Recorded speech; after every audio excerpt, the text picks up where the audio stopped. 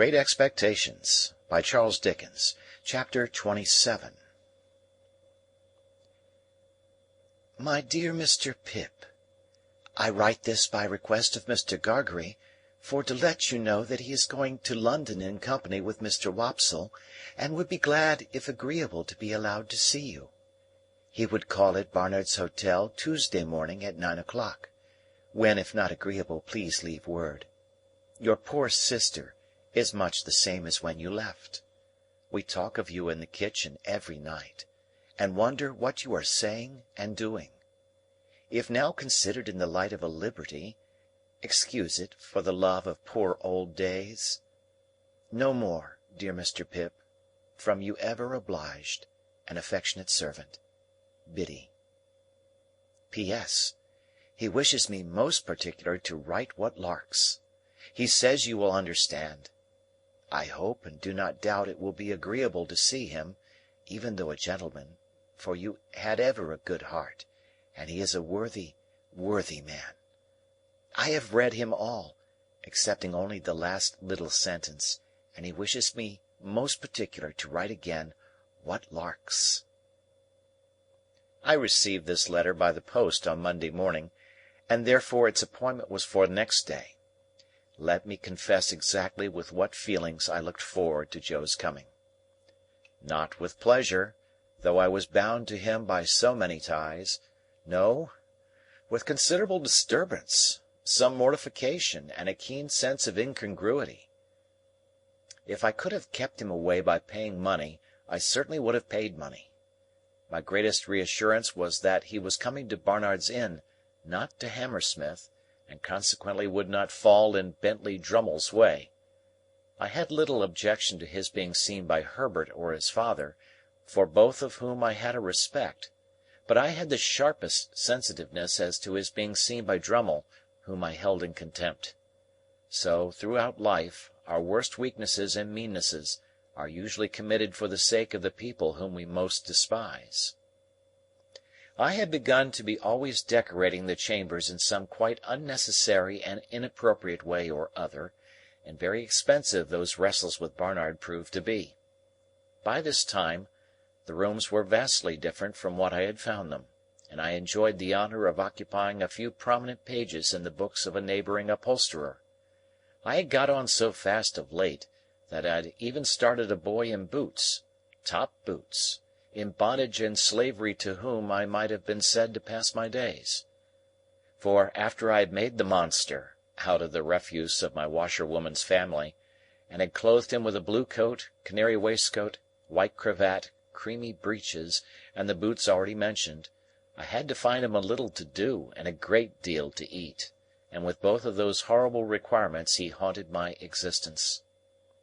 This avenging phantom was ordered to be on duty at 8 on Tuesday morning in the hall. It was 2 feet square, as charged for floor-cloth, and Herbert suggested certain things for breakfast that he thought Joe would like. While I felt sincerely obliged to him for being so interested and considerate, I had an odd, half-provoked sense of suspicion upon me that if Joe had been coming to see him, he wouldn't have been quite so brisk about it. However, I came into town on the Monday night to be ready for Joe, and I got up early in the morning and caused the sitting-room and breakfast-table to assume their most splendid appearance. Unfortunately, the morning was drizzly, and an angel could not have concealed the fact that Barnard was shedding sooty tears outside the window, like some weak giant of a sweep. As the time approached, I should have liked to run away, but the avenger pursuant to orders was in the hall, and presently I heard Joe on the staircase. I knew it was Joe, by his clumsy manner of coming upstairs, his state boots being always too big for him, and by the time it took him to read the names on the other floors in the course of his ascent. When at last he stopped outside our door, I could hear his finger tracing over the painted letters of my name, and I afterwards distinctly heard him breathing in at the keyhole. Finally, he gave a faint, single rap, and Pepper, such was the compromising name of the avenging boy, announced, "Mr. Gargery," and I thought he never would have been done wiping his feet, and that I must have gone out to lift him off the mat, but at last he came in. Joe! How are you, Joe?" "Pip! How air you, Pip?" With his good honest face all glowing and shining, and his hat put down on the floor between us, he caught both my hands and worked them straight up and down, as if I had been the last patented pump. "I am glad to see you, Joe. Give me your hat." But Joe, taking it up carefully with both hands, like a bird's nest with eggs in it, wouldn't hear of parting with that piece of property, and persisted in standing talking over it in a most uncomfortable way. "Which you have got that growed," said Joe, "and that swelled, and that gentlefolked." Joe considered a little before he discovered this word. "As to be sure, you are an honour to your king and country." "And you, Joe, look wonderfully well." "Thank God," said Joe, "I'm ekerval to most. And your sister, she's no worse than she were. And Biddy, she's ever right and ready. And all friends is no backarder, if not no forwarder. 'Ceptin' Wopsle, he's had a drop." All this time, still with both hands taking great care of the bird's nest, Joe was rolling his eyes round and round the room, and round the flowered pattern of my dressing gown. "Had a drop, Joe?" "Why, yes," said Joe, lowering his voice. "He's left the church and went into the play-acting, which the play-acting have likewise brought him to London along with me. And his wish were," said Joe, getting the bird's nest under his left arm for the moment, and groping in it for an egg with his right, "if no offence, as I would hand you that." I took what Joe gave me, and I found it to be the crumpled playbill of a small metropolitan theatre, announcing the first appearance, in that very week, of the celebrated provincial amateur of Roscian renown, whose unique performance in the highest tragic walk of our national bard has lately occasioned so great a sensation in local dramatic circles. "Were you at his performance, Joe?" I inquired. "I were," said Joe, with emphasis and solemnity. "Was there a great sensation?" "Why," said Joe, "yes, there certainly were a peck of orange peel. Particular when he see the ghost. Though I put it to yourself, sir, whether it were calculated to keep a man up to his work with a good heart, to be continually cutting in betwixt him and the ghost with Amen. A man may have had a misfortune and been in the church," said Joe, lowering his voice to an argumentative and feeling tone, "but that is no reason why you should put him out at such a time. Which I mean to say, if the ghost of a man's own father cannot be allowed to claim his attention, what can, sir? When his morning 'at is unfortunately made so small as that the weight of the black feathers brings it off, try to keep it on how you may." A ghost-seeing effect in Joe's own countenance informed me that Herbert had entered the room. So I presented Joe to Herbert, who held out his hand, but Joe backed from it, and held on by the bird's nest. "Your servant, sir," said Joe, "which I hope as you and Pip—" Here his eye fell on the Avenger, who was putting some toast on table, and so plainly denoted an intention to make that young gentleman one of the family, that I frowned it down and confused him more. "I mean to say, you two gentlemen, which I hope as you get your else in this close spot? For the present may be a wery good inn, according to London opinions," said Joe confidentially, "and I believe its character do stand, but I wouldn't keep a pig in it myself, not in the case that I wished him to fatten wholesome and to eat with a meller flavour on him."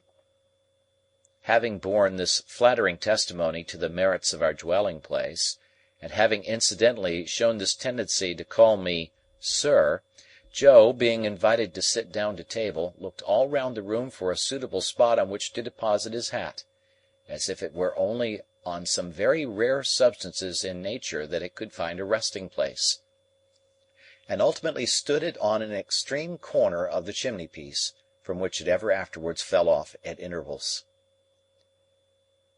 "Do you take tea or coffee, Mr. Gargery?" asked Herbert, who always presided of a morning. "Thank you, sir," said Joe, stiff from head to foot. I'll take whichever is most agreeable to yourself." "What do you say to coffee?" "Thank ye, sir," returned Joe, evidently dispirited by the proposal. "Since you are so kind as to make choice of coffee, I will not run contrary to your own opinions. But don't you never find it a little eaten?" "Say tea, then," said Herbert, pouring it out. Here Joe's hat tumbled off the mantelpiece, and he started out of his chair and picked it up, and fitted it to the same exact spot. As if it were an absolute point of good breeding that it should tumble off again soon. "When did you come to town, Mr. Gargery?" "Were it yesterday afternoon?" said Joe, after coughing behind his hand, as if he had had time to catch the whooping cough since he came. "No, it were not. Yes, it were. Yes, it were yesterday afternoon," with an appearance of mingled wisdom, relief, and strict impartiality. "Have you seen anything of London yet?" "Why, yes, sir," said Joe. "Me and Wopsle went off straight to look at the blacking ware'us, but we didn't find that it come up to its likeness in the red bills at the shop doors, which I mean to say," added Joe in an explanatory manner, "as it there drawed too architectural." I really believe Joe would have prolonged this word, mightily expressive to my mind of some architecture that I know, into a perfect chorus, but for his attention being providentially attracted by his hat, which was toppling. Indeed, it demanded from him a constant attention and a quickness of eye and hand very like that exacted by wicket-keeping. He made extraordinary play with it, and showed the greatest skill, now rushing at it and catching it neatly as it dropped, now merely stopping it midway, beating it up, and humouring it in various parts of the room and against a good deal of the pattern of the paper on the wall, before he felt it safe to close with it, finally splashing it into the slop-basin, where I took the liberty of laying hands upon it. As to his shirt-collar and his coat-collar, they were perplexing to reflect upon. Insoluble mysteries both.